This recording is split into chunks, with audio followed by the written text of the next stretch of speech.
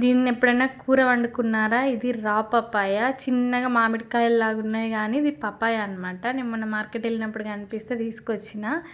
చాలా మంచిదంట. నేను చూసిన హెల్త్ బెనిఫిట్స్ ఏంటి దీని అని చూసి, ఎలా వండాలి అని చెప్పేసి జస్ట్ ఆలుగడ్డ ఫ్రై లాగన్నా, క్యారెట్ ఫ్రై లాగన్నా చేద్దాము అని అయితే అది మొత్తం తీసేసి పైన కట్ చేసిన. మంచి చిన్నగా కట్ చేసుకొని దీనికైతే ఒకటి ప్రిపేర్ చేస్తున్నాను అనమాట. నువ్వులు, పల్లీలు, అలాగే పుట్నాల పప్పు, కొంచెం ధనియాల పొడి, జీలకర్ర, ఎల్లిగడ్డ, కారము వేసుకొని, ఎల్లిపాయలు ఎక్కువ వేసుకోవాలి.